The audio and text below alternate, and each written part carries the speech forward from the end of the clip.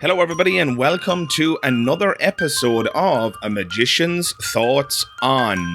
I am, of course, Magic Dara, and you're very welcome to the show.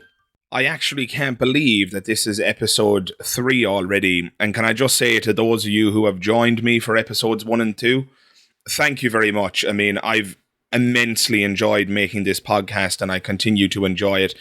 I mean, right now, I just came back from a cycle. I'm all refreshed. I'm feeling good. And I can't wait to jump into today's topic. And that topic is the soul. And so I've given a warning at the start of my previous 2 podcasts. I don't want to sound like a broken record and continue to give warnings. But I will say this at the outset. This is probably going to be the most divisive topic that I've covered thus far. I mean, episode 1 was about sidekicks, episode 2 was about hypnotism, and there's probably a lot of you, and I even saw this reflected in the comments, there's probably a lot of you who think, well, I didn't believe any of that stuff anyway, it just all seems like a bit of old nonsense. And, I get that. Sidekicks and mediums and fortune-telling, I think there's a lot of people in society who just bracket all that stuff off as supernatural nonsense, right? And fair enough. But as soon as we start talking about things like God or heaven or the soul, I think there's a much larger catchment of people who take those ideas seriously and are comforted by them. And so, yeah, I guess despite the fact that I don't want to sound like a broken record, this is really a warning. Guys, again, in keeping with the trend and the pattern of the previous 2 podcasts, I'm going to be spending the next however long explaining why I think the soul is a nonsensical idea and why there's absolutely no evidence for it and why I don't personally believe in it. So if you are in one way or another comforted by the idea of an afterlife, or if you're comforted by the existence of a soul and you have a belief to one extent or another that your life is going to continue after you die and you'd rather continue believing that, well, then this isn't going to be the podcast for you. Certainly not this episode. I'm going to recommend right now that if you are in that camp that I've described, that you tune out right now, because the next however long, as I said, is not going to be comfortable for you. Now, look, if you're happy to have your ideas challenged, then fair enough. Join us, and you're more than welcome. With that out of the way, guys, we are going to jump into this topic. So the soul, what is it? Does it exist? And if so, what evidence is there to demonstrate that it exists? Well, needless to say, I don't believe it exists. I don't think there's a shred of evidence for it. And I think any of the evidence in inverted commas, I think any of the evidence that has been put forth is just catastrophically lacking. When you go to a medium or when you go to a fortune teller or somebody who claims to communicate with the dead, they'll often claim that what they're communicating with is this kind of ethereal spirit or soul substance. And so, yeah, what is the story? I mean, I guess I have to start off by saying that before we get into the evidence that is, or the lack thereof, I think this whole enterprise is just absolutely disgusting and exploitative. I mean, again, we'll get to the evidential point, but assuming for a moment that it's not true and that the soul is a nonsense, and that what fortune tellers and mediums and those who claim to communicate with the dead do is just bull, assuming that that's the case, what these people are doing is exploiting. They're exploiting the grief of people who are in a very vulnerable place, and they're doing so for a tidy profit. And so, if you do care about what's true, as I do, well then we do have to ask, is there any evidence for life after death? Or indeed, is there any evidence for a soul? I think we should start by defining terms. I think that's always a very useful starting point. So what is the soul? Well, there are probably different definitions, but Google defines the soul as the spiritual or immaterial part of a human being or animal regarded as immortal. So as you can probably tell, we're already in very, very deep waters. So guys, I guess the thing to focus on there is that it's a spiritual or immaterial part of the body. And is there any evidence for this thing? Well, there is a study that is often brought up when we talk about the soul. and you may have heard in the past it referred to as the 21 grams experiment. So I'm just going to read a brief excerpt from a website called livescience.com. As always, I'll put the link in the description. But just to give you a kind of an outline of this 21 grams experiment, it's quite dated, but it really is the cornerstone of the argument in favor of the existence of the soul. I myself have encountered several individuals in the past who claim that the soul exists, and while they didn't realize they were talking about this particular study, they were actually citing details from this study. So this study has really kind of penetrated the public psyche, the paradigm, the kind of consciousness, the zeitgeist, whatever phrase you want to use. And for that reason, I think it's very important that we take a look at this study, what exactly it showed, if anything. So from livescience.com, it says the following. Many people like to believe in the idea of a soul, and we often look to the empirical world to bolster our religious or spiritual beliefs, searching for corroborating physical evidence. Just such scientific proof seemed to come in 1907 when a Massachusetts doctor named Duncan McDougall devised experiments that he expected would actually measure the soul. Using 6 terminally ill patients on a specially constructed scale bed, he measured their weight before, during, and after death. His results were mixed, but he concluded that there was indeed a very slight loss of weight, 21 grams on average. In other words, guys, when these 6 individuals died, the average result was a loss in mass, or body weight, of approximately 21 grams. Ooh, it's creepy, isn't it? Speaking as an individual who knows why this study is bullshit, and we'll get to that, don't worry. But speaking as somebody who knows that this is all a bit rich, even reading it just there, it does come with some gravitas. You can't read that and not experience a little bit of a chill. I mean, if this study does actually prove what it claims to prove, it really does upturn our entire understanding of reality and what's going to happen as and when we die. Just to offer a little bit of clarification, I've taken the liberty of reading a little bit more, and I've gotten this little excerpt from Snopes. Again, the link will be in the description. And what Snopes says about this particular study is the following. Dr. McDougall, seeking to determine if the psychic functions continue to exist as a separate individuality or personality after the death of the brain and body, constructed a special bed in his office, arranged on a light framework built upon very delicately balanced platform beam scales. Sensitive to 0.2 of an ounce, he installed upon this bed a succession of 6 patients in the end stages of terminal illnesses, 4 from tuberculosis, 1 from diabetes, and 1 from unspecified causes, observed them before, during, and after the process of death, and measured any corresponding changes in weight. And again, he arrived at the figure of 21 grams. On a side note, the idea that this guy's name is Duncan McDougall. I'm sorry, that's the least scientific and objective thing I've ever said, but what a name. Duncan McDougall. Oh, goodness grief. I hope there's no Duncan McDougalls listening. If you are, I'm very, very sorry for taking the piss out of your name, but what a name. There's something about it that's so funny. Perhaps it's just because I'm a fan of Father Ted. Father Ted, if you're not aware, is a program that aired on the BBC, I believe, in England, but is also very popular in Ireland, and it's a show about a number of priests, and the show revels in taking the piss out of Catholicism and the Catholic Church more generally. But one of the main characters on that show, who's a complete idiot, his name is Father Dougal. But in any case, I digress. He arrived at 21 grams. So McDougall actually repeated his experiment with 15 dogs and observed that the results were uniformly negative, or in other words, that there was no loss of weight. This result seemingly corroborated McDougall's hypothesis that the loss in weight recorded as humans expired was due to the soul's departure from the body, since, according to his religious doctrine at least, animals have no souls.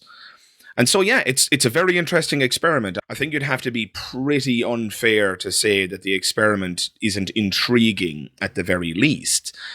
But again, the question is, does this experiment stand up to scrutiny? Does it actually prove anything?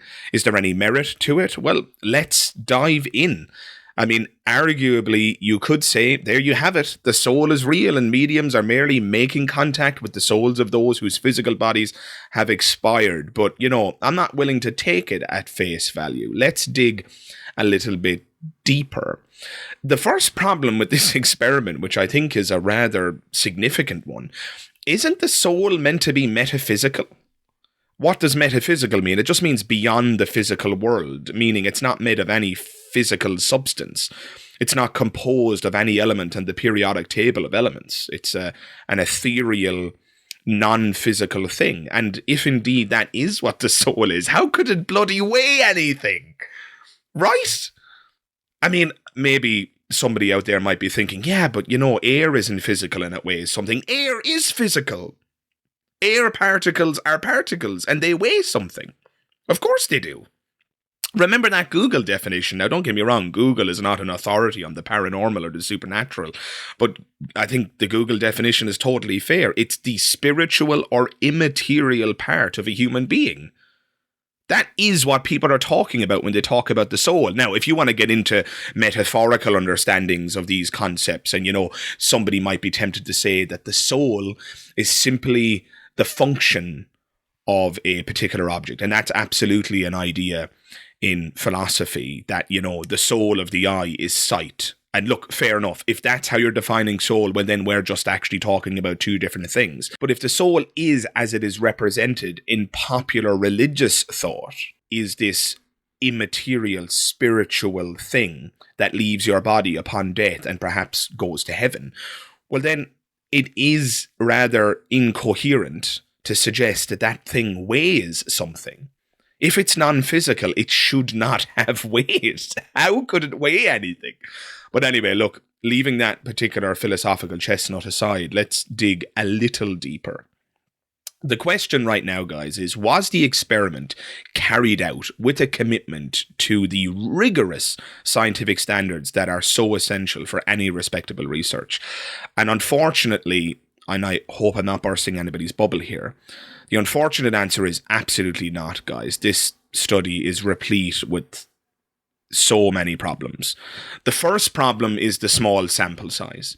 Only 6 people were used in this experiment, leaving aside the dogs for a moment. But the human volunteers, there were only 6 of them.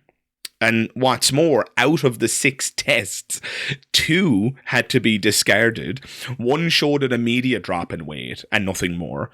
2 showed an immediate drop in weight which increased with the passage of time. And 1 showed an immediate drop in weight which reversed itself but later reoccurred.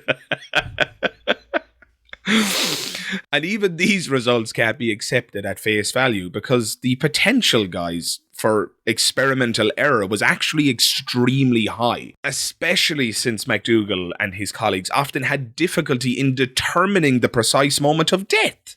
And that's one of the key factors in the actual experiment, is it not? How do we actually determine the precise moment of death?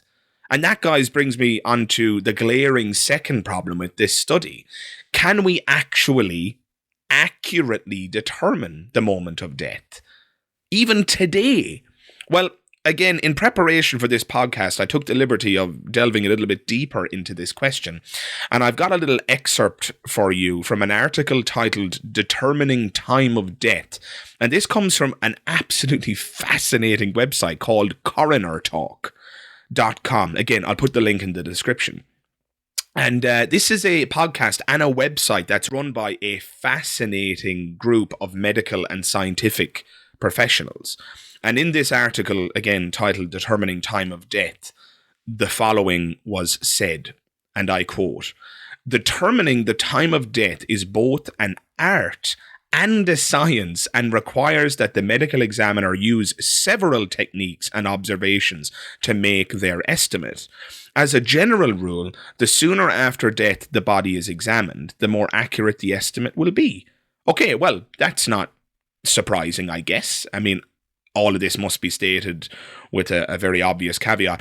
I'm not a medical professional, but that does sound spot on to me. And you might be saying, well, Dara, why did you read that? I mean, in MacDougall's experiments, he determined the point of death the moment they died. So he was there immediately, and so will have been able to accurately determine the moment of death. Well, no, unfortunately, it's not that simple. And again, I'm going to continue quoting this article from Coroner Talk. And again, I quote, "Unfortunately, the changes that a body undergoes after death occur in widely variable ways with unpredictable timeframes. There is no single factor that will accurately indicate the time of physiological death. It is always a best guess." Wow. And that comes from a group of medical professionals writing today, in today's world, the 21st century, right? We're talking about medical professionals with all of the benefits of modern science and technology, and even they will tell you that determining the point of death or the moment of death is actually just a best guess. I'll read that final sentence one more time. And again, I quote, "There is no single factor that will accurately indicate the time of physiological death. It is always a best guess." So in short, guys, MacDougall couldn't possibly pinpoint the precise moment of death, and henceforth his measurements cannot be taken seriously. But some of you may be wondering, I mean, why would there be any weight loss at all? And, that's a great question, and don't worry, I've got you covered on that point as well. It is a fascinating question, isn't it? Why are these bodies losing weight at all, as and when or during the process of death? It's a really good question, and again, I'm not a medical professional, so I've had to dig a little bit deeper in order to answer these questions. But yeah, this does bring us to the third problem. One of the critics of MacDougall's experiments was a guy called Augustus P. Clarke. What a 1907 that name is. And he was a physician. He said that a sudden rise in blood temperature at the time of death might have actually caused a subsequent rise in sweating, which could have accounted for the missing 21 grams, which MacDougall believed to be the weight of the human soul. And that's just a hypothesis. We don't know that for sure. But the point is, there are perfectly understandable, naturally occurring phenomena that can explain any posthumous weight loss. Now, we don't know for sure that that's what happened. We don't know that a rise in blood temperature is what's caused the weight loss because of a resulting sweat. But again, the key point is there are potential naturalistic explanations. So why would we be jumping rather stridently to the conclusion that a soul is involved at some capacity? I mean, dead people can bloody fart, right? That's another possible explanation, right? Air weighs something. And on that note, I suspect my farts weigh a hell of a lot more than the average. Air particles weigh something. If you weigh a balloon that hasn't been blown up on a very sensitive scales, and then blow it up and weigh it again, it will be heavier. Air weighs something. So, air could be escaping the body, as was pointed out by Augustus P. Clarke. It could be a rise in temperature that causes perspiration, which in turn causes weight loss. There are explanations here, guys, that have absolutely nothing to do with the soul. This might actually explain why there wasn't a similar drop in weight in the dogs that were involved in the experiment. As Clarke pointed out at the time, dogs don't have sweat glands, so they wouldn't lose weight in the same manner. So if a human being is sweating at the point of death, we would expect them to lose however many grams of weight. Needless to say, the water and salt that's exiting your body is evaporating off the surface of your skin. And so, yeah, you lose a small amount of weight. If dogs don't have sweat glands, which they don't, well, then they can't go through that same process, can they? So the differential there between the canine results and the human results might just be explained by sweat. But again, this is just another hypothesis. The point I'm going to keep making here is that there are, in fact, potential naturalistic explanations that do not require an appeal to the supernatural or the metaphysical.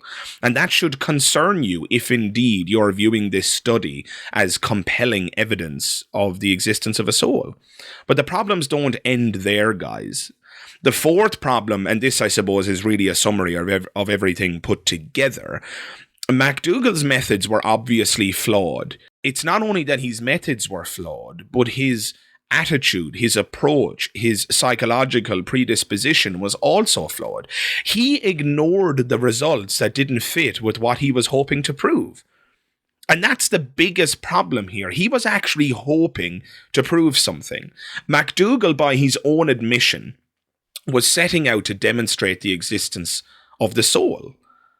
That's called confirmation bias. Good science does not involve seeking a particular conclusion. You're supposed to follow the evidence where it leads. That's called objectivity. I'll give you an example.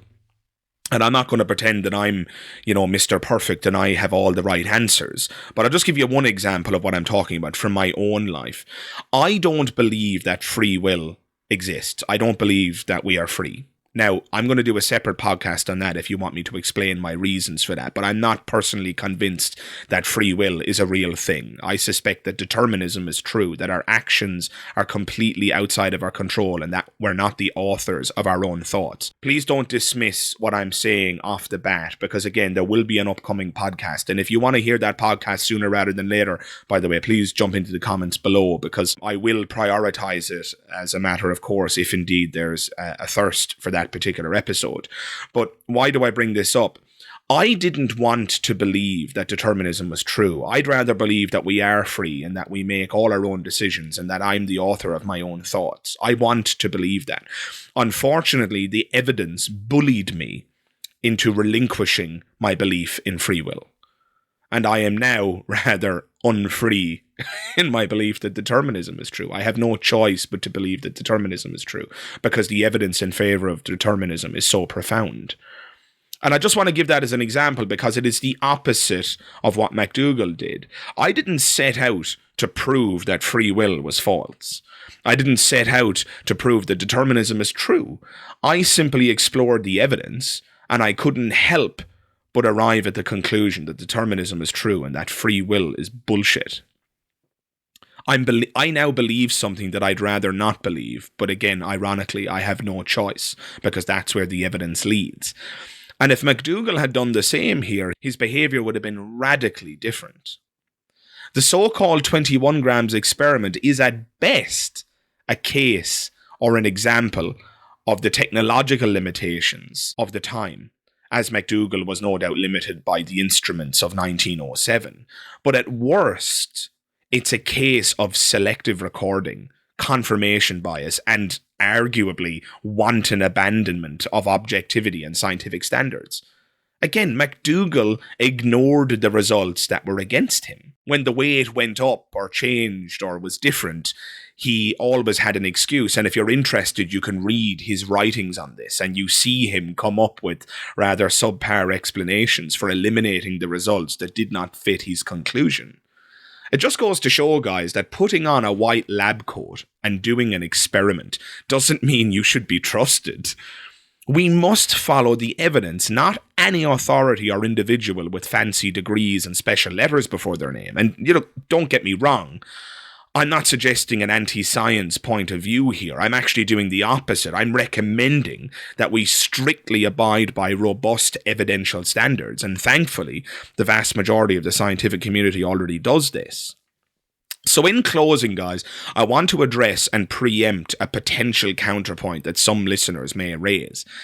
And needless to say, tearing to shreds, as I've arguably done, one failed junk science study from 1907 does not actually constitute compelling evidence that there's no soul. And this is a totally fair point. But remember, my goal on this podcast isn't to disprove anything. That shouldn't be anyone's goal, as doing so is arguably a reversal of the burden of proof. Remember, guys, the default position on existential claims, in other words, claims about whether or not something is real, the default position is non-belief until such time that there's evidence to prove that that thing is in fact real. If that doesn't make sense, I want to break it down, and I'm going to do that by reading something that I wrote, actually, for university a good few years back right now, but I wrote an essay on the burden of proof, and this little excerpt from the essay actually clarifies why it's essential that the burden be placed on the person who's claiming that something exists. And I quote, "To begin, whoever advances a standpoint is obliged to defend it. This principle is the central hub of the burden of proof. The burden, in other words, is on the proponent of a particular claim, and this is for a very good reason. A brief thought experiment will suffice in demonstrating the ridiculousness of reversing the burden of proof. Imagine, if you will, a world where the burden of proof was placed upon the opponent of a claim rather than the proponent. Let us say that a person in this world claimed that leprechauns exist. One would normally respond to such a claim, leaving aside ridicule, with a statement such as, 'Prove it.' However, in this other world, such a claim would be justified by default until the opponent proved that it was false. Simply put, if the burden of proof were reversed, the default position would be to accept all claims until they were proven otherwise. This logic creates a situation where the opponent is tasked with the impossibility of proving a negative, i.e., proving the non-existence of leprechauns. To prove a negative, you would have to show that you had looked everywhere the object could be and still not found one. Even then, it could be said that the thing was hidden, or moved while you were looking for it, or you looked at the wrong time. In short, it would be practically impossible, in most cases at least, to prove the non-existence of leprechauns, or indeed any other concept that one can imagine. This thought experiment demonstrates with considerable clarity the importance of the burden of proof and its relationship with the proponent. Without this relationship, the world would become devoid of reason, and all manner of evidentially bankrupt ideas would thrive." End quote. So guys, I hope that makes sense. And so with this podcast in mind, my goal here today was simply to point out one piece of evidence that's often and misguidedly cited as proof of the soul, and to, explain why that piece of evidence is flawed in several ways. If there is in fact any evidence for the existence of the soul that you believe I've unfairly dismissed or perhaps failed to address altogether, please do hop into the comments and let me know. As always, if you've got evidence, I want to know about it so I can be informed and potentially change my mind if indeed the evidence warrants such a change. So I want to thank you for tuning in today. I hope that my thoughts on this particular topic have been enlightening. If indeed you already agreed with me, I hope that some of the points I've made have further strengthened your point of view. And if indeed you disagree with me, I hope that I've changed your mind.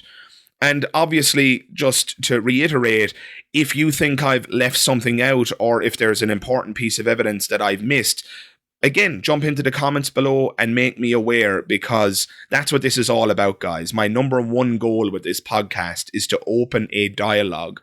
As you know, if you've commented before, there's rarely a comment I don't respond to. And so let's have that dialogue. If you've got the evidence, I want to know about it. Thanks again, guys, for tuning in, and I'll see you in the next one. All the best. Bye-bye.